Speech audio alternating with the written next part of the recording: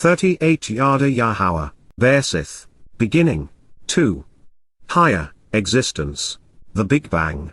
The second sentence of the Torah is even more enlightening than the first, especially scientifically. After introducing the concept of bara, creation, Yahowah said, and, then, the material realm, ha-eres, the physical world and the natural substance of which the universe is comprised, that which is perceived to be solid, existed, Hayah, came to be and was, kal-perfect, actually for a finite period of time existed, formless, without shape, tohu, lacking organization, in a state of lifeless confusion, as something which would dissipate into nothingness without additional energy, an orderless, chaotic, and empty space, waborwu, a randomized void, a deserted and unoccupied place, desolate of life, dark, hidden, obscure, and unknowable, wachoshik, a dark matter, incomprehensible and indecipherable, appearing confusing and black, incapable of being perceived or seen, in proximity to, along with, upon, and near the spatial position of, the presence, hana, the face and appearance of the visible aspects, of the vast, inexhaustible power and inaccessible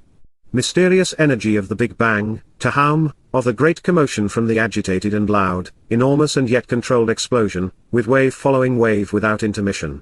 Bersith, in the beginning, Genesis 1:2, in part. 39 Dissecting God's message, we learn that without light, without Yahowah who is light, the universe, as well as our existence, is tohu, borwu and choshik, lifeless, orderless, and dark. Tohu is formless confusion, lifelessness and nothingness. It is chaos which would dissipate into nothingness without energy and intervention. Symbolically, it represents the idolatry of worthless worship that emanates from false testimony. Borwu depicts a lack of order, of something that appears random and chaotic. It is descriptive of an unoccupied place, desolate of life within an empty void. To be choshik is to be obscured in darkness. It, therefore, speaks of dark matter, of that which is hidden and obscure, even unknowable and incomprehensible.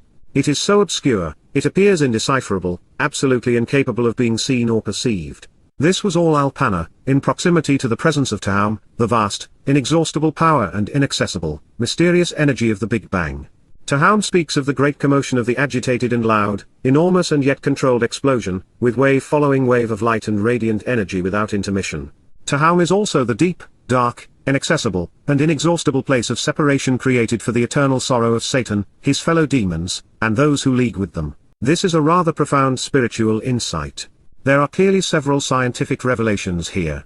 The first comes from the realization that matter is actually nothing more than organized energy. Therefore, the first of 4 words describing the creative process depicts an energetic state where matter has not yet formed. It is tohu, lacking organization, formless, and without shape. The transition to matter occurred when the energy emitted to cause the Big Bang cooled sufficiently for 40 quarks to be confined. It was only then that time began to flow. Tohu is, therefore, the perfect word to initiate the process. By following ha-eres, the physical and material realm composed of the natural substance of which the universe is comprised, and that which is perceived to be solid, the juxtaposition of tohu, lacking organization serves to affirm both their definitions and the science behind them. It leads us to the conclusion that matter does not exist until energy is properly organized. Further, since the text transitions from formless matter to the existence of enormous energy, we begin to see the connection and relationship between them. Matter is a diminished form of energy. The temperature at which quarks can be confined, changing energy into matter, which is the starting point of time, is the subject of considerable speculation with significant implications regarding the age of the universe. Physicists modeling creation in reverse have calculated that quarks and their particle pals, gluons, can break free from their confinement inside protons and neutrons at 2 trillion Kelvin. And while physicists extrapolated from this data that the Big Bang's initial temperature had to be in the range of 2 trillion Kelvin, scientists have shown through experimentation that free quarks can exist in gluon plasma at 7 to 10 trillion degrees Fahrenheit, 4 to 6 trillion Celsius, Kelvin, which is 300,000 times hotter than the center of the Sun, and 2 to 3 times hotter than the original estimate of the Big Bang. That is interesting for several reasons. First, quark soup is the transitional state between energy and matter in which, at extremely high temperatures and/or density, the nuclei and electrons, confined within atoms by electrostatic forces at ambient conditions, can move freely. That is to say, they are tohu, formless and unorganized. 41 second, once confined, a quark can never actually be liberated and isolated. Their elastic bands break, destroying the quark and replacing it with a new quark-antiquark pair created out of the energy in the field. And third, If quark confinement occurs at 4 to 6 trillion Kelvin, then the initial temperature of creation was likely 2 to 3 times hotter than originally thought, which would make its post-quark confinement age older than the current assessment of 13.8 billion years. This will become especially relevant when we use these findings to prove that 6 24-hour days at creation are equivalent to 15 billion years looking back in time from the Earth. The creation account's second descriptive term is equally insightful scientifically. Before energy in the form of light could be introduced, an area had to be created for it to exist. And that space would have to be enormous and expansive. For life to exist, it would have to be three-dimensional. For time to manifest itself, as Albert Einstein demonstrated, the Borwu, empty space would have to be at least four-dimensional. It is likely six, but more on that in a moment. The space needed is really big. The universe, by our best estimates, is 93 billion light-years across, and it is expanding into this Borwu void faster than the speed of light, traveling at 300 million meters per second, precisely 299,792,458 meters per second. When I first wrote this chapter, I noted but did not discuss a fascinating aspect of Borwu, chaos. I sidestepped it because its implications seemed contrary to my perception of the multivariable equation God had to solve to know just how much energy he had to introduce to derive the desired result. There was nothing in my mind Borwu random about this calculation. With math, no matter how complex, there is an answer. 42, but not this time.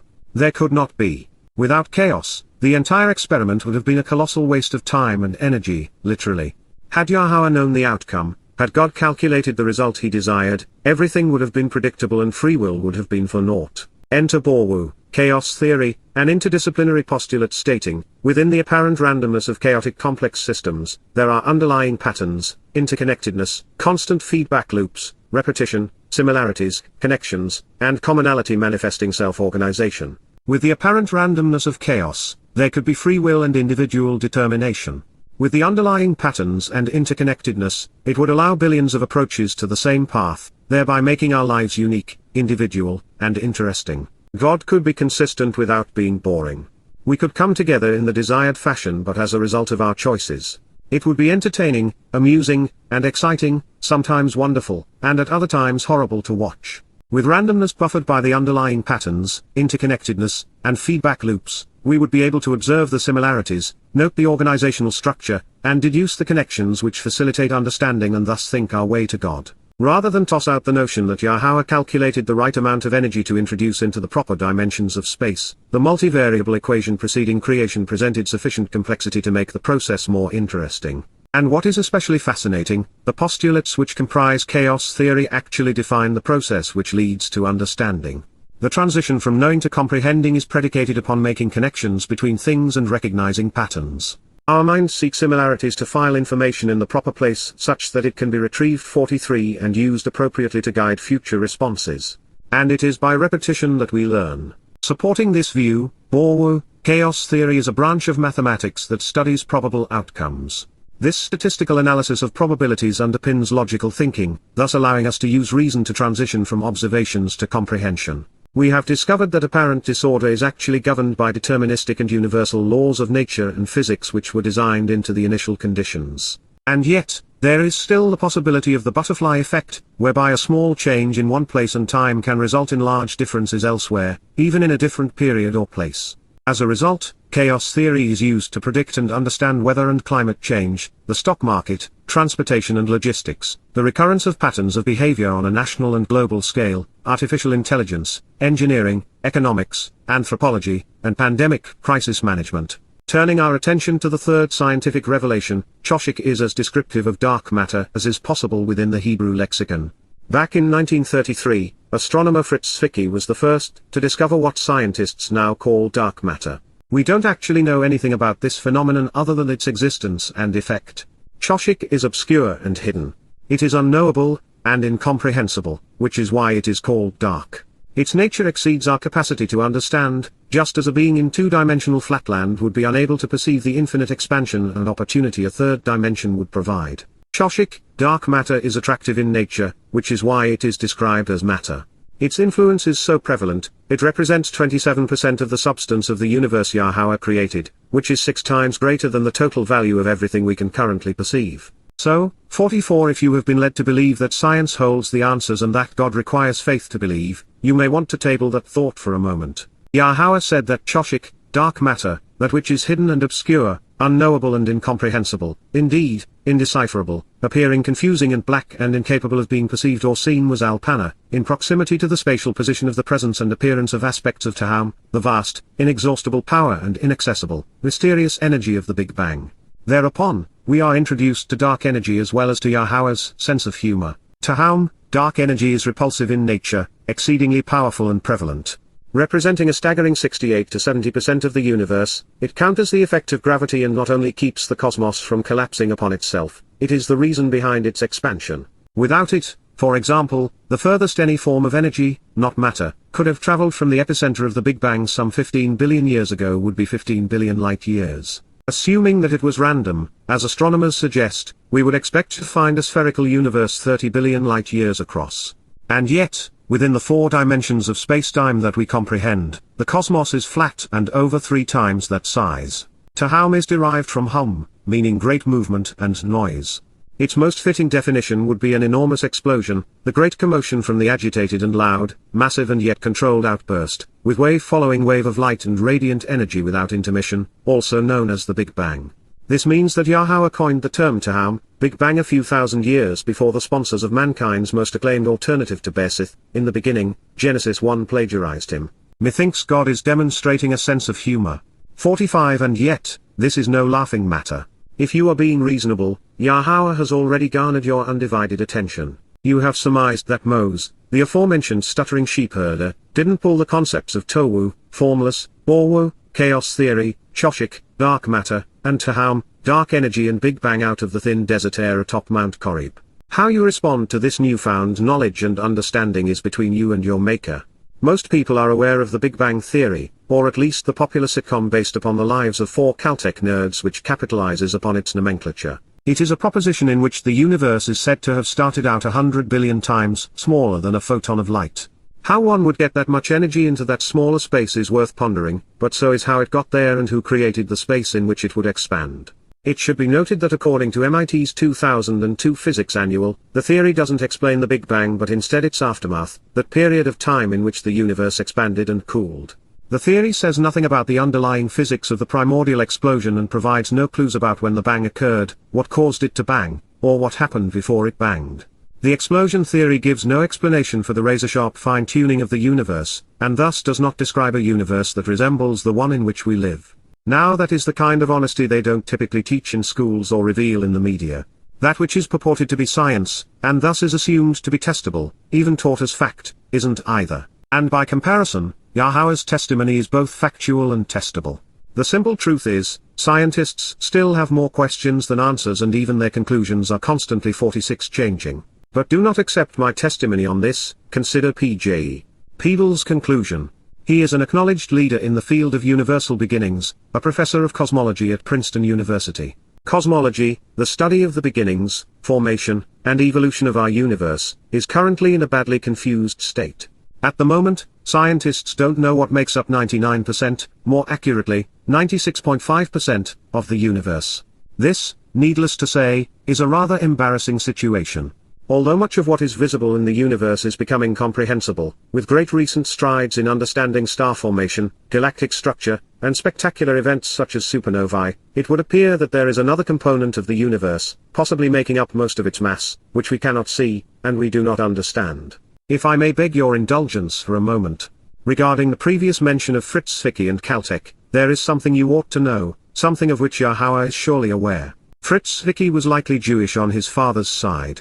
In 1925, when the controversial Nobel laureate, Robert Millikan, recruited Fritz Zwicky from Switzerland, it was out of character because Millikan and the institution were anti-Semitic. Caltech had their token Jew, German physicist, Paul Epstein. He did not think that the scientific institution would tolerate another Jewish faculty member because they were dependent upon the Christian, Anglo-Saxon population of Southern California for financial support. Although, there was that other Jew, where fame trumped racism because Albert Einstein was invited to serve as a visiting professor from 1930 to 1932. Speaking of Robert Millikan, while he was the first Caltech professor to win a Nobel Prize, certainly his judgment and character played no role in the committee's selection. Millikan led an organization that advocated the forced sterilization of people with disabilities and actively 47 supported Nazi Germany's 1933 forced sterilization laws. Millikan served on the board of the Human Betterment Foundation and also worked at the Pasadena, California campus of Caltech. They promoted compulsory sterilization as the greatest advancement in modern civilization through race betterment by eugenic sterilization. Millikan has recently been charged with crimes against humanity. A petition to have his name removed from the Caltech campus reads, "It is unconscionable and un-American to place anyone in a position of reverence who was in any way involved in the forced sterilization of African American servicemen and women." The Human Betterment Foundation, housed at Pasadena's California Institute of Technology, played a role in developing the Nuremberg laws and provided the intellectual underpinning for the extermination of Jews. The neighborhood Unitarian Universalist Church in Pasadena, which Millikan founded and was a lifelong member, removed his name from the plaques honoring him in 2019. As for Fritz Zwicky, he was brilliant but not particularly moral. In 1971 he self-published a 23-page rant designed to settle scores with his colleagues. He would brand them scatterbrains, sycophants and plain thieves who have no love for any of the lone wolves who are not fawners and apple polishers, who doctor their observational data to hide their shortcomings and to make the majority of the astronomers accept and believe in some of their most prejudicial and erroneous presentations and interpretations of facts, and who therefore publish useless trash in the bulging astronomical journals. They were charmed, I am sure, or perhaps not. His colleagues regarded him as an irritating buffoon who promoted goofy notions. And speaking of such, one of his daughters, a born-again Christian, said of dark matter, "I think it's the Lord." 48 Returning to someone who does understand, whose judgment and character are impeccable, here is a summation of my translation of Bersith 1-2. It reveals that Yahowah was the first to address the scientific concepts of chaos theory, dark matter, dark energy, and the Big Bang. The natural and material realm existed formless, without shape or organization, random and chaotic in empty space, dark, hidden, obscure, and unknowable as dark matter, incomprehensible and indecipherable, in proximity to the presence of the vast, inexhaustible power and inaccessible, mysterious dark energy of the Big Bang. Bersith, in the beginning, Genesis 1-2. If the scientific community only knew where to look, long ago they would have come to recognize that God was explaining what happened, defining the very concepts which frame our study of the universe, matter not yet organized. Chaos theory, dark matter, dark energy, and Big Bang. These are things that astronomers and physicists are just beginning to ponder. In these statements, Yahowah is also introducing the concept of relationship and separation.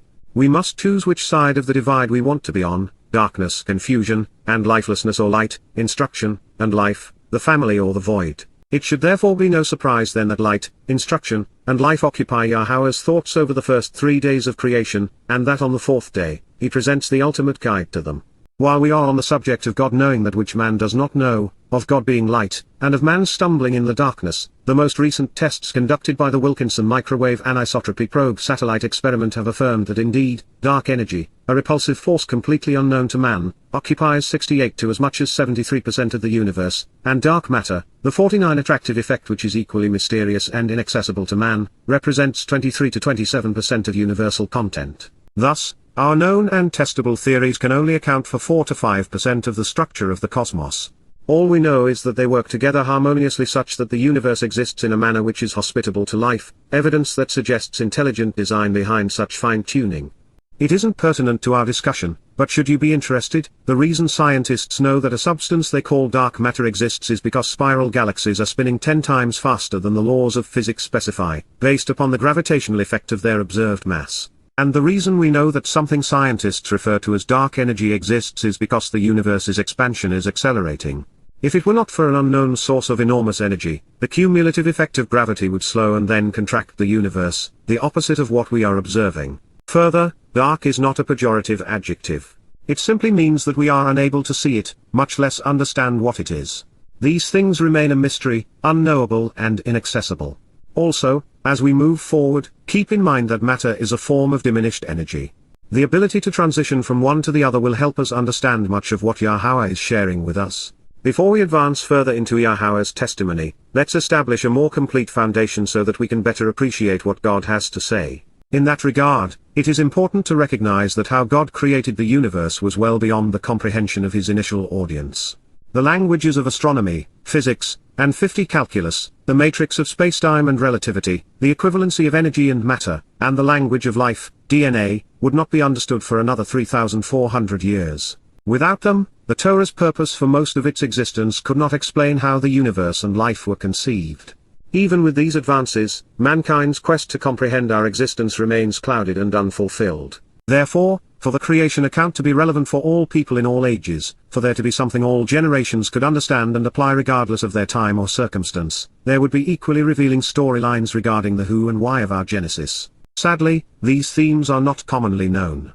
And what is even more egregious is that educational institutions teach incorrect propositions. Fortunately, today we are in a position to appreciate the significance of each message. For example, in the last 30 years, scientists have discovered that Yahowah was right regarding every important aspect of the beginnings of the universe and of life. The cosmos had a genesis, contrary to what most astronomers believed in the middle part of the 20th century.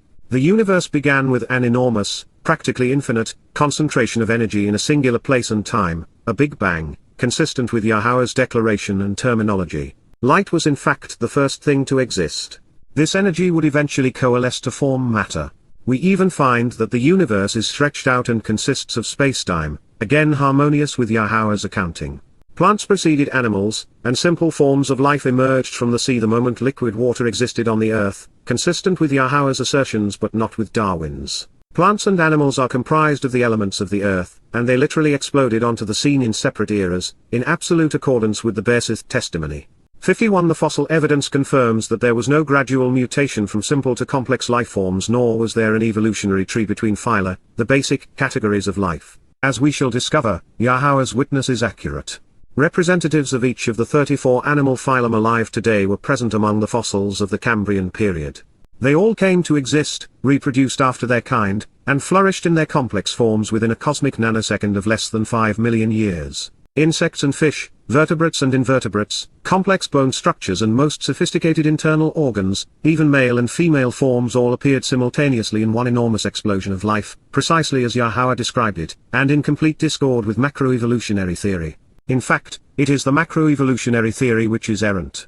Not only do harmful mutations, which destroy information, outnumber beneficial ones by 1,000,000 to 1 in the genome, genetic structure including chromosomes, genes, and nucleotides, natural selection, acting on the phenome, entire body, rather than the genome, is unable to keep pace, meaning that every animal species is irrevocably degenerating over time, not evolving to become more complex organisms. Further, no scientist has been able to demonstrate that any animal gene mutation has actually added a meaningful amount of new information.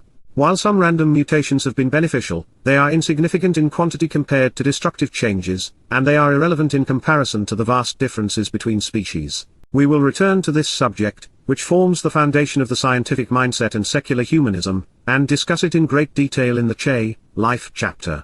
Yahowah's creation account, barring 3 potential exceptions, is completely consistent with the evidence mankind has most recently discovered. And yet, high school and college textbooks still cling to the notions 52 scientists have since disproved. Proper science would be advanced in schools if Bersith, Genesis were understood and taught. Now do not get me wrong. This will not be a religion versus science debate. I despise the former because clerics are misguided. And I enjoy the latter because the evidence scientists discover almost always points to God, confirming his witness. Such is the case regarding our existence. Yahowah's testimony has not changed in 3,450 years. He was right all along, which is not surprising since he was an eyewitness. It is the late 20th century scientists who have come full circle. Based on the evidence, they now agree with God, although it remains too painful for most of them to admit it. Moreover, their predecessors, the fathers of modern science, Copernicus, Kepler, Galileo, Newton, and even Darwin and Einstein, were theists, not atheists. In this light, let's review some scientific highlights that are pertinent to our discussion. We begin by recognizing that without the existence and active engagement of God, or an inconceivably enormous energy system completely unknown to us, the universe could not be expanding at an accelerating pace. Its expansion would slow due to the effect of gravity if there was not an active and enormous source of energy currently at work. Next, we must consider DNA, the double helix computer code of life. This blueprint is a language, and languages require a creator, a beneficiary, and a purpose. No designer, no language, especially one with billions of character combinations providing instructions to trillions of human cells. Further, the odds of elements unintentionally, inadvertently, and fortuitously engaging in a manner capable of forming life, and doing so with nutrients available, a means to acquire and process a food source, 53, and a means to reproduce itself, all within the 10 to 15 million year time frame this actually occurred, astronomically exceeds the odds beyond reason, beyond belief. Statistically, it is less than 1 chance in 10 to the billionth power.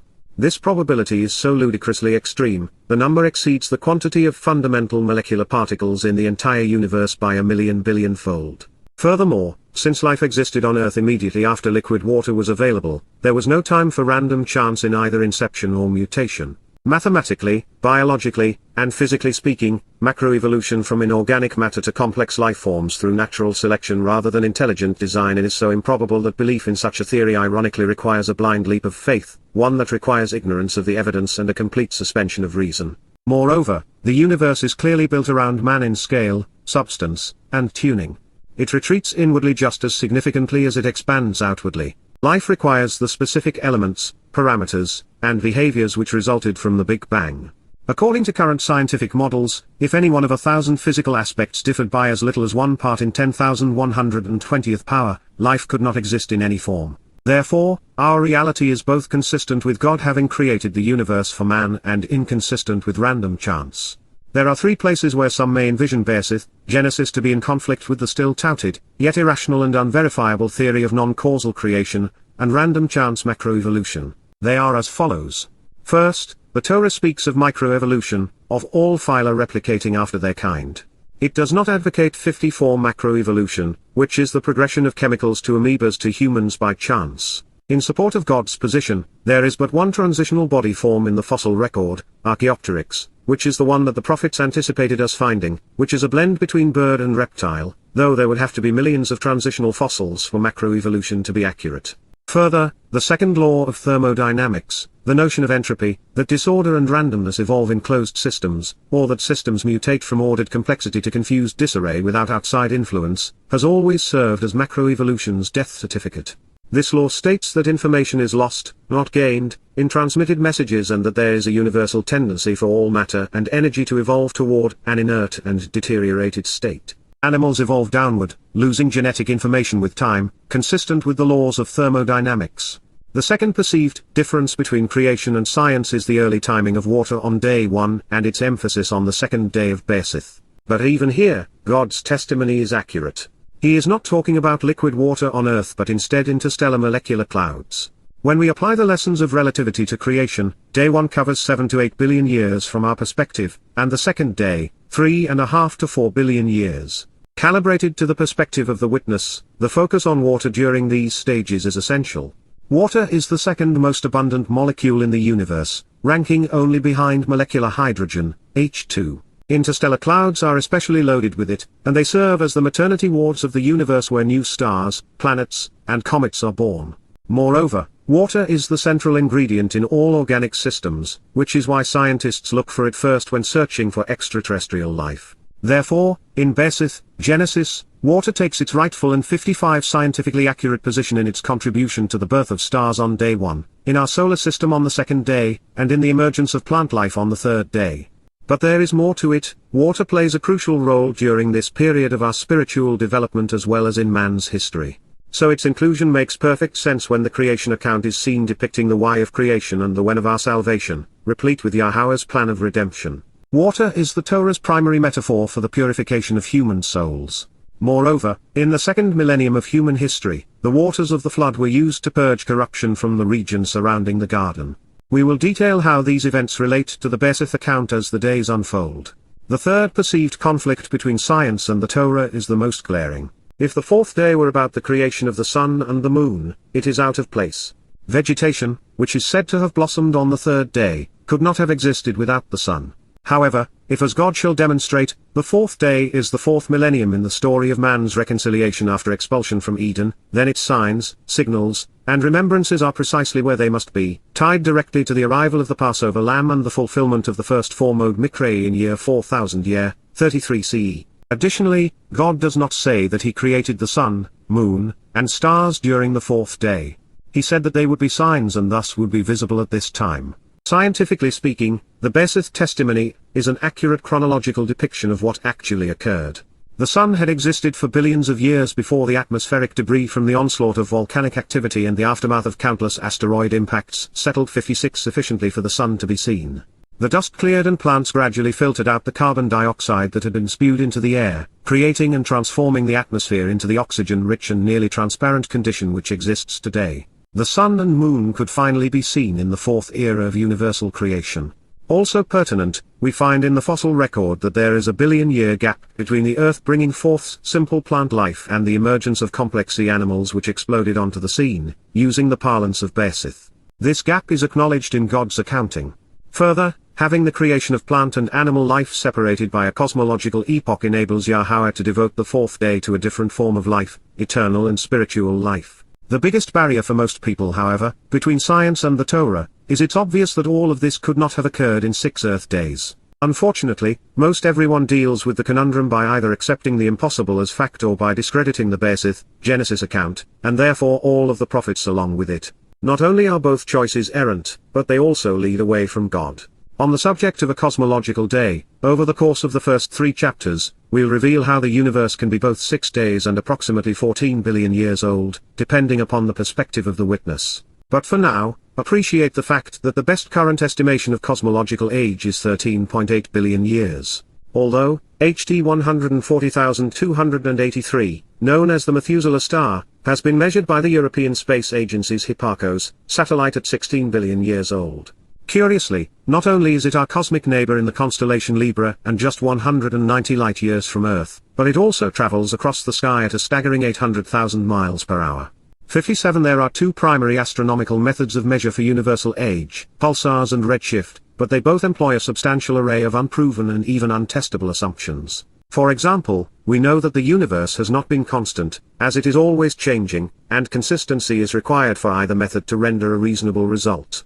In addition, both astronomical calculations are forced to speculate regarding the composition of 96% of the universe, rendering our conclusions based upon the observable 4 to 5%. This known and assumptions aside, man's most enlightened guesstimate, inclusive of studies of carbon dating, star evolution, and nuclear fuel consumption, is that the universe was created in a Big Bang close to 13.8 billion years ago when energy was first transformed into matter. The lower end of that range is all too often touted as being factually accurate and confirmed. However, there are 3 problems with that assessment. First, there is no telling how much time passed for the initial explosion to cool sufficiently for quarks to confine and time to commence. Second, the temperature conducive to the formation of matter, marking the beginning of time, could be as cool as 2 trillion Kelvin, or as hot as 6 trillion degrees. Third, the universe is 93 billion light-years in diameter, not 27.6 light-years, and there are stars with apparent ages exceeding 15 billion years. The initial galactic formation stage lasted just shy of 8 billion years. Our planet, orbiting around a second-generation star, was formed 4.5 billion years ago. The first signs of plant life on Earth manifested themselves shortly thereafter as liquid water formed on the surface. These plants produced oxygen, helping to clear the atmosphere 2 billion years ago. This provided the catalyst needed for the emergence of more complex and energy-dependent animals 1 billion years later. 58 You may have noticed, these events not only parallel the Be'esith testimony, but they also occurred in the same order God specified. Equally important, the duration of each cosmological epoch became successively shortened at the rate of what is known as nature's spiral. Each successive epoch is approximately half the duration of the one which preceded it. While it would be too premature at this point to get into a discussion on the longevity of man's time on Earth, the evidence indicates that Homo sapiens have existed 100,000 years or more. In the Eden, Joy chapter, we will discuss why this too is completely harmonious with God's testimony. Since we have broached the subject of testability, there are 2 popular and contemporary myths I would like to bust. First, despite secular humanist claims to the contrary, many of the scientific theories taught in schools as science, which by their definition comprise those things which can be empirically tested, cannot, in fact, be validated. Even worse, many, if not most of man's cosmological, molecular, and biological evolutionary theories are in conflict with the empirical evidence and reason. While we know many things, most of the fundamentals currently escape our grasp. For example, we don't know how many dimensions actually exist. Some scientists claim 2 within a holographic construct, the mundane say 3, relativists claim 4 inclusive of time, but the more adventurous string theorists promote 7 to 10. Based upon what I've learned over the past 22 years of translation and thought, I think the universe is six-dimensional and was created by Yahowah in the seventh dimension. Mankind does not actually know how many forces are operating within these unknown dimensions. Electricity and magnetism are both forces, but they not only change 59 from one form to another in moving fields, but they also coexist in light, which is not a force. Gluons are thought to generate the strong nuclear force, holding quarks together, but explanations of how that occurs require untestable string theory in which the math itself is too complex to formulate or calculate. According to the theory, as many as 1060th colors, or variations, of these invisible rascals are needed to rationalize our reality. Gravity remains a complete mystery to scientists, with quantum theory and relativity mired in irresolvable conflict as to what generates its attraction. The first calls it a force but cannot qualify the mechanism, and the second says it's an effect. Within this macro realm, 90% of the universe's energy cannot be accounted for within the matrix of spacetime or within the assumed construct of 3 to 5 fundamental forces. And that means that our calculations regarding the Big Bang Theory, apart from an intelligent designer and instigator, are errant by 96%. Only arrogant fools would postulate a theory as being true when it is in fact 96% invalid. Turning to molecular constructs, there is no assurance that quarks and gluons represent the minutest atomic particles, but only that something smaller in scale eludes our ability to detect it or them. More befuddling still, there is no assurance these or any particles actually exist. The material world could be, and probably is, nothing more than organized manifestations of energy with everything in motion. On the biological front, every attempt to mathematically demonstrate that life, given enough time, could have emerged by random chance from inorganic matter has failed. The fossil record of the Cambrian period confirms that the 2 billion years needed for the improbable to become probable has evaporated by at least 99%, thereby rendering man's conclusions errant once again. Further, in the transition from plant to animal life, 6D macroevolutionary theory predicts the opposite of what we have observed. Rather than a single and simple animal body type gradually coming to exist from which all others eventually evolved, every animal phylum known today burst onto the scene at the same time.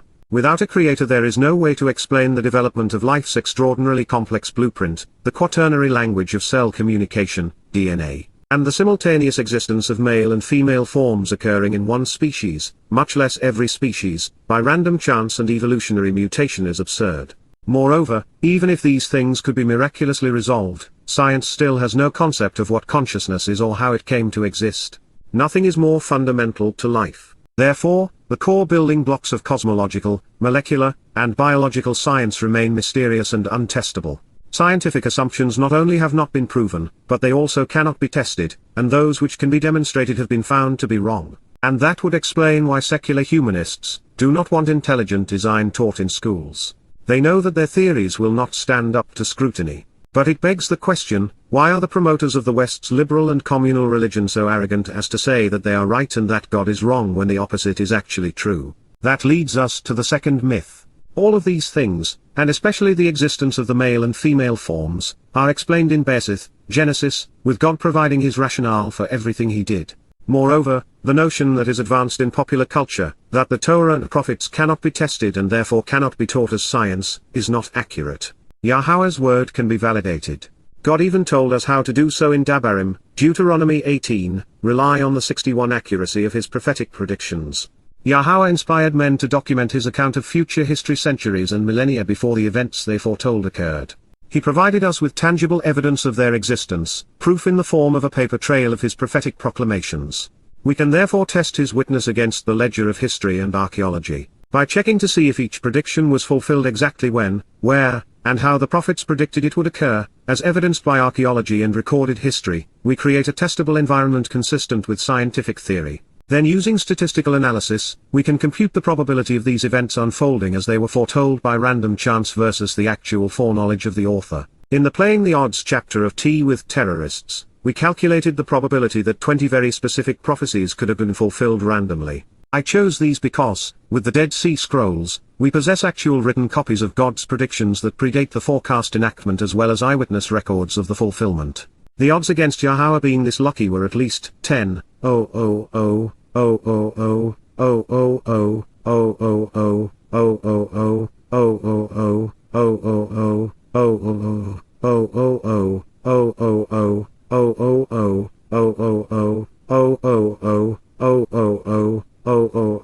oh oh oh, oh oh oh, oh oh oh, oh oh oh, oh oh oh, oh oh oh, oh oh oh to 1, more commonly known as impossible. Mathematicians call odds worse than 1 in 10th to 50th a mathematical absurdity.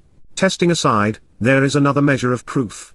Consider the fact that God's testimony regarding the creation of life and the universe was revealed over 3,450 years ago, and yet it is accurate. The scientific assumptions over that period have been reassessed 1,000 times, with each new theory repudiating the prior one. The moral of this story is that it is wise to trust someone who has consistently told us the truth. 62 that said, the universe is not 6,000 years old as the creationists advocate. When they postulate such nonsense, they embarrass themselves and prevent many from trusting the lone source that can explain the existence of life but can also provide the means to sustain it. Moreover, they affirm that their God is a deceiver, someone who would make that which is relatively recent appear ancient just to toy with us. The word for day used in Bersith is yowm. It is based upon an unused root meaning to be hot. Yowm can mean daytime, an undisclosed period of time, and even a year, or simply warm. As a day, yowm can last from sunrise to sunset, from sunrise to sunrise, or from sunset to sunset, as is year's custom. A yowm is a lifetime, an indefinite period in time, a generic temporal reference, today, yesterday, or tomorrow. It is only a 24-hour period of time when yowm is modified by the definite article or by a cardinal number. In the Torah, prophets, and Psalms yowm is translated, afternoon, age, always, chronicles continually, daily, day, days, first, forever, life, long, period, time, today, when, year, and years, on multiple occasions. This known, I have a confession to make. Not long ago I viewed the creation account through this lens. I considered yowm to designate a general period of time or an unspecified era. But live and learn, time is not a constant, and like matter, it did not always exist. Time is relative, differing considerably in relation to the velocity, energy, and or mass of one observer or in the proximity of one observer relative to another. At the velocity of light, for example, time seems to stand still as all time exists simultaneously. 63 As we progress in this study, with the help of physicists, we shall prove scientifically that from Yahowah's vantage point at creation, not only is the universe 6 24-hour days old, but that each day uses a natural spiral to lay out a timeline from light to life over the course of nearly 15 billion years looking back in time from our perspective. If proving Yahowah's existence, validating his testimony, coming to know what he is offering and expects in return are of value to you, then you will come to prize this realization due to the implications it will have on your life. But there is more because, as I have shared, the Bersith revelation is 3 stories in one. In addition to creation, Yahowah is providing us with an accounting of our reconciliation and of human history. Therefore, to appreciate how and when the events unfolded, and to understand Yahowah's timeline past and present, we will search the prophets for further elucidation. And for that, there is no better place than the 90th Psalm. In the 90th Mizmor, Mos, commonly known as Moses, meaning, to draw out, provides us with the quantification of the unit of measure Yahowah is using to depict time. But before he gets to it, the great liberator and prophet shares some valuable insights for living that are worth exploring. If you are checking, the 90th Psalm, actually Mizmor, meaning lyrics to be sung, would appear to commence with Lord, regardless of which English Bible you are reading. Lord was rendered from the Masoretic substitution of Adonai for YHWH, pronounced, Y_R_R. Fortunately, based upon the Septuagint, we know Mos wrote, Yahowah. This is one of 132 times that the Masoretes were guilty of making this specific copy edit, purposely changing the Torah to suit their 64 agenda, which was to keep God's name unknown. On 6,868 other occasions, the rabbinical Masoretes, meaning, those who vocalize, left Yahowah's name in the text but wrote Adonai above it so that whoever read the passage wouldn't commit the religious crime of actually revealing God's personal and proper name. Then, rather than transliterate, replicating the sound of, the name which actually appears in the text 7,000 times, consistent with scholarly convention, English translators ignored YHWH and translated the rabbinical substitution instead. The combination of these errors has robbed billions of people of a personal relationship with God, and has served as a catalyst in the growth of religions. The systematic removal of Yahowah's name from his Torah and prophets may be the greatest crime ever perpetrated against humanity. The 90th Mizmor song provides additional clues to suggest that Yahowah's creation account is a spiritual guide to the covenant, a scientific explanation of our existence, and a prophetic history of time all melded together. As such, it is among the most brilliant and inspired treatises ever committed to paper. A request and petition, expressing a desire to be set apart and distinct, tefillah, a psalm, an earnest plea for favor, a sincere request for intervention and intercession, an assessment that calls for a decision which is morally and justly discerned, from pala, be special and unique, palal, to assess and estimate leading to a favorable reassessment through intervention and pile, to decide and then settle an affair, reconciling a relationship, of, la, by, concerning, and on behalf of, Moshe, the one who draws out, errantly transliterated from the Greek as Moses, a man, ish, male individual, of the Almighty, ha Elohim, of God. 65 Yahowah, the pronunciation of Yahowah is guided by his Torah, teaching regarding his Hayah, existence, otter, have been, Hayah, have existed as, kal perfect, genuinely for this finite period of time, concerned about being our, la naknu, near us, approaching us regarding our, helper, provision, and support, maun, refuge and dwelling, habitation and home, from owner, to cohabitate as if married, throughout, in, among, and with, time and generations, dower, for the entire household and family. Including everyone surrounding the encampment and dwelling place for all those who are related by birth, including every successive lifetime and place of habitation. Mizmor, Song, Psalm 91. Hayah, translated as have been, is the second most prevalent word in Bersith 1. In Shemoth, names, Exodus 3:14-15, we were told that Hayah serves as the basis of Yahweh's name, affirming that God exists. Here in the 90th Mizmor, Hayah is linked to our existence in God's dwelling place. It is speaking of our ultimate provision, with Yahowah helping and supporting us along the way. As we have discovered, Hayah plays a significant role in the account of our creation. The Hebrew verb is all about God enabling us to exist throughout time with Him. It also serves as another way of Yahowah telling us that He and His accounting of time combine past, present, and future together as if they were one and eternal. Noting Yahowah's proclivity for symbolism, it is instructive to note that Hayah reads the same from right to left as it does from left to right. It is the same, no matter the perspective, as is time from Yahowah's perspective. It signifies that God does not change, nor does His word, no matter the time, place, or occasion. 66 The verb which serves as the basis of Yahowah's name helps define the nature of time, whether past, present, and future are the same, no matter the perspective, because they exist simultaneously. This in turn explains prophecy. God is not predicting the future, because He has already witnessed it.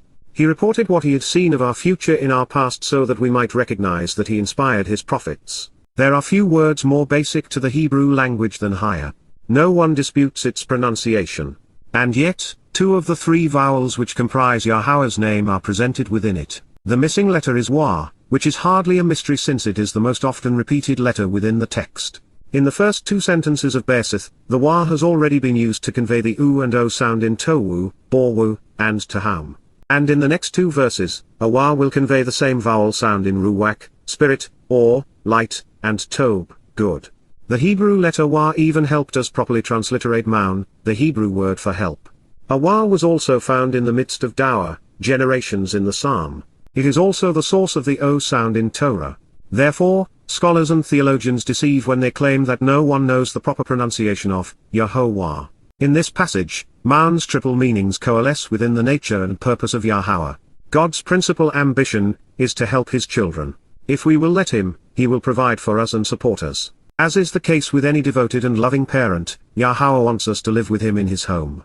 We are afforded the opportunity to cohabitate as if we were married. Similarly, dower's dual connotations coalesce into one when they are considered in this context, which is one of the reasons the word was repeated in the text. Yahowah 67 didn't want us to miss the fact that He is there for every generation throughout all periods of time, no matter the place. The covenant is His family. His encampment is for those who are related by birth, racial descendants or spiritual adoptees. The etymology of dower is particularly interesting in light of God's symbolism. It was first used to describe an orderly arrangement of harvested grain, which is symbolic of saved souls. And then it was used to depict a protective courtyard surrounded by homes, and thus a secure dwelling place. Dower evolved to convey the circle of life from the womb and then back to the earth, symbolic of time as generations mark its onward march. As a general rule, when a word is repeated in Hebrew, it not only underscores the importance of whatever it is conveying, it calls us to consider every implication of the word. You could consider the repetition of words like dower to denote the fullest and most extreme aspects of their meaning. It is exponential in its connotations, making it dower too. So by emphasizing dower, to live, to surround, to enclose, to harvest, to bring into a home and a dwelling place, to be part of a family for generations over time, in the context of Maun, and of Yahowah helping his children, providing for them and supporting them so that they live and camp out together, in conjunction with Tafillah, an earnest plea for favor following an honest assessment. Moses introducing the underlying purpose of the Mikray of Pesach, Passover, Matzah, unyeasted bread, Bikurim. Firstborn children, Shabat, the promise of 7, Towrah, trumpets, Kippurim, reconciliations, and Sukkah, shelters. Passover is the doorway into God's dower, home. Unyeasted bread depicts his tafillah, favor and intervention on behalf of the set-apart. Firstborn children 68 represent the initial dower, generation born into Yahowah's family. 7 sevens is an all-encompassing harvest that alludes to the concept of dower or of the enormous growth in God's spiritual household. The purpose of the Towrah harvest, which is to signal an alarm, to shout for joy, and to announce the gateway to healing, is encapsulated in the twin connotations of tafillah, an earnest plea for favor and to be set apart, as well as a sincere request for intervention and judgment, for a decision which is morally discerned. Kippurim, meaning reconciliations, is based upon Maun. Because of God's great care and concern for us during Yom Kippurim, he summons us, calls and pleads with us, to come into the presence of his provision, help, and support which is provided by the set-apart Spirit. By way of our spiritual mother, Yisrael and Yahweh are reconciled and thus prepared to camp out with God. This in turn leads us to Sukkah, meaning God's encampment for life and protective shelter, his tabernacle and home. Sukkah is thus synonymous with the entirety of the passage. Before we continue, I would like to pause here for a moment and reflect. What we have done thus far with Mizmor 90, verse 1, is to meticulously examine the complete meaning and shading of each Hebrew word using the best etymological lexicons and dictionaries, and then consider the full implication of these words within the context of the passage and the Torah, prophets, and Psalms as a whole. This is not unlike viewing blood under a microscope as opposed to the naked eye. The microscope doesn't change or alter the blood in any way, it simply reveals what was always there, enabling us to better understand its nature, design, and function. This does not make my translations inerrant nor my commentary inspired. I'm currently completing my 8th 69 edit of this material, and each time the translations and insights improve. Besides, the only inspired commentary is when Yahowah or one of his prophets explains the meaning behind the text. Moses did this throughout Dabarim, words, Deuteronomy and Dowd. David did the same in his martial, word pictures, Proverbs and Mizmor, lyrics, Psalms. Admittedly, all translations are inadequate and imprecise, especially recognizing that they are a human undertaking. Therefore, my advice to you is the same as God's: trust Yahowah and not men, and that includes me. Purchase some of the tools listed in the composition and methodology prologue, and with the aid of the Spirit, examine Yah's word yourself. Do what Moses did, tafillah, make a sincere request for good judgment and for decisions which are morally discerned regarding being set apart and uncommon. Test the evidence and be judgmental, discerning, and discriminating. As mentioned before, the 90th song provides some of the keys needed to decipher and quantify the Bereshith, Genesis Revelation. That is why I believe it references the formation of the earth. But you will also notice here that God accurately depicts the earth's violent beginnings. Even before, Bar Terim, previous to the time, the mountains, hills, ridges, ranges, and elevated land formations, were born, Yelod, were conceived through labor and begotten, and, you brought forth through trembling and twisting, Chul, you patiently formed through violent shaking and agitation, the earth, Eres, ground comprised of natural material, and, the world, table, the planet and its habitable places, even from, Min, before time, ad olam, from perpetuity, from as far back as eternity, and continuously existing, forever, you, Otter, always existed as God, Olam, were infinite and unlimited, eternal in time, as the Almighty. Mizmor, Song, Psalm 92. 70. This, too, is scientifically accurate, depicting the violent upheaval of massive volcanoes, trembling earthquakes, twisting plate tectonics, and the battering of asteroid and comet impacts which served to form the uneven surface of our planet. Yahowah used Eres, meaning land, region, realm, area, ground, or earth in the sense of natural matter which is firm, and Tebel, meaning world or planet, to help distinguish between these concepts. Keep this in mind as we cover the subject of Noah and the scope of the flood. By announcing that God has always existed, Mizmor, Psalm 92 reinforces the meaning of Hayah, and it explains why Yahowah selected it as the basis of his name. While he is ad olam, infinite in relation to time, the religious are wont to make God infinite in all areas, suggesting that he is omnipresent, omnipotent, and omniscient. In actuality, for God to be omnipresent, and thus be unlimited in scale or size, he would cease to be unique. He would become indistinguishable from the universe itself and thus would be in all things from rocks to slugs. For God to be omniscient, and thus know all things, there would be no merit to creation or to him forming a relationship with us. God grows by experiencing us grow, by enjoying our company, just as parents grow from the experience of raising their children. Moreover, if God were omniscient, there would be no salvation, because he would be continuously aware of our mistakes in judgment, as opposed to having them vanish in the presence of the Spirit's garment of light.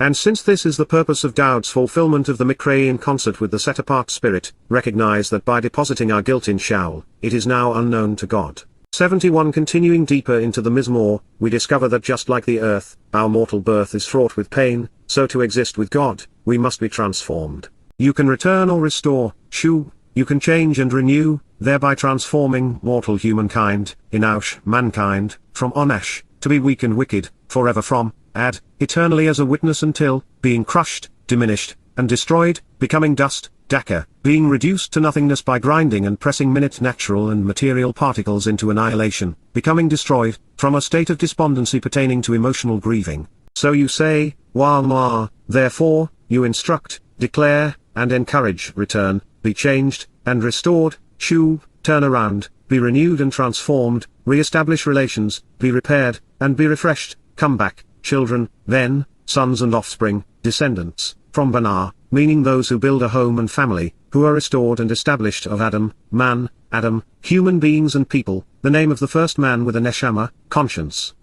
Mizmor, Song, Psalm 93. Mortal men and women must change, returning to God to be restored by him in order to avoid returning to the dust from which we came.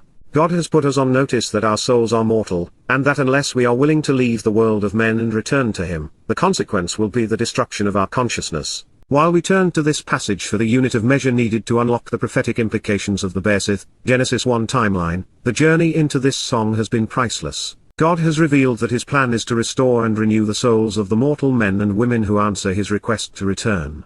God wants us to change our ways and thus to be transformed, so that we can 72 live forever in his presence. This is the embodiment of Yom Kippurim, of the day of reconciliations leading to Sukkah, camping out, where God seeks to reconcile our relationship so that we can spend an eternity together. Over the course of 3 statements, there have been 3 words for man.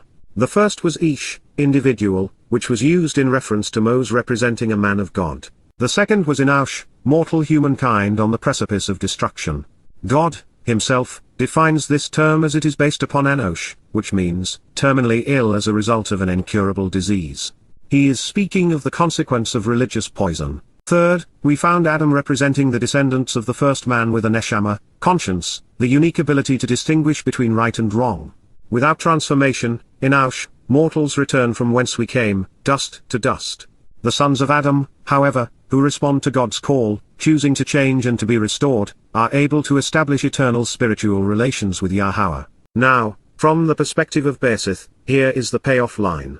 Indeed because, ky, for truly and surely, 1,000, elif, 1,000-fold for those who learn such that they adopt the teaching and instruction, incorporating it into their lives, years, shana, a repetitive division of time marked by the cycle of every season and equating to alteration and change, making a difference and being different, in your sight and from your perspective, in your eyes and in your presence, by way of your thinking and perceptions, are like, exist the same as and equate to, a day, yowm, from sundown to sunset, the same as yesterday, ethmol, the day before today, when, ky, it passes by 73 obar, it passes through, a perceptive observer, wa ashmara, one who takes notice and pays attention, the focused and watchful, from shema, to closely observe and carefully examine, during the time of minimal light, ha layla, in time of darkness when there is limited visibility during the night. Mizmor, Song, Psalm 94. According to the Mizmor, perspective and presence are essential elements in the calibration of time. This is the same claim Albert Einstein made in support of special and general relativity. Time moves differently relative to the observer, and slows appreciably in the presence of great energy, mass, or velocity. But more than that, from our perspective and from our presence here on earth as mortal men, one of our days is like 1,000 years from God's perspective. Therefore, if we extrapolate to the portrayal of the unfolding story of our salvation in the creation account, each of the 7 days depicted in Bereshith represents a 1,000-year period. This aspect of time is not random but instead has been quantified. Therefore, as it relates to cosmological time, Bereshith, Genesis readers have a number of options, albeit some are considerably less informed than others. They can believe that the universe, our solar system, life, and man were created in 6 solar days, 1 of which occurred before our sun was created, 2 before the earth existed, and 3 before sunrises and sunsets were even visible, all in complete disregard for the scientific evidence to the contrary. And yet, according to recent surveys, most Americans believe the unbelievable. If you are one of them, visit the Creation Institute on the web. You will find many like-minded fools. The second option, at least before Yahowah introduced us to the concept of relativity, is to render the 74-word yowm as an imprecise period of time and not fret about the details. But if you were of that inclination, you probably wouldn't be reading this book. Yada Yahowah celebrates the details and is fully committed to taking Yahowah at his word. Third, Bereshith can be scrapped as a scientific explanation, and be read exclusively for its spiritual insights. This is the Vatican's most current view. The Church, which has a knack for being wrong, recently issued a statement saying that the creation account was not accurate and that, at best, God played a distant, fatherly role in our Genesis. I am partial to the fourth option, viewing yowm as a precise quantitative measurement, as an accurate accounting, but relative to the presence and perspective of the eyewitness providing this testimony. That is the course we shall chart throughout Yada Yahowah because it provides the best fit between God's revelation, evidence, and reason. However, within the framework of 6 plus 1 and of a day being equivalent to 1,000 years, the readers of Bereshith, Genesis cannot be faithful to the text and ignore the fact that the days of creation are prophetic. They reveal key aspects of our salvation history, past, present, and future, from the expulsion of Adam to the fall of man, and then to the final millennial Sabbath. For this accounting, Mizmor 90 was essential because it provided the scale we must deploy. 1 day represents 1,000 years. Nearly 6 millennia of human history have passed since man, as we know him, began to record his existence. In that, God's word and history all agree. In this regard, Abraham and Yitzchak affirmed the Berith, covenant with Yahowah on day 2, year 2000 year, which was 1968 BCE. 40 Yowbel, which is 2,000 years, later Daud served as the Pesach Ale, Passover lamb on 75 the same mountain on day 4 in year 4000 year, as he fulfilled the first 4 Mod Mikrei, invitations to meet at the appointed time in 33 CE.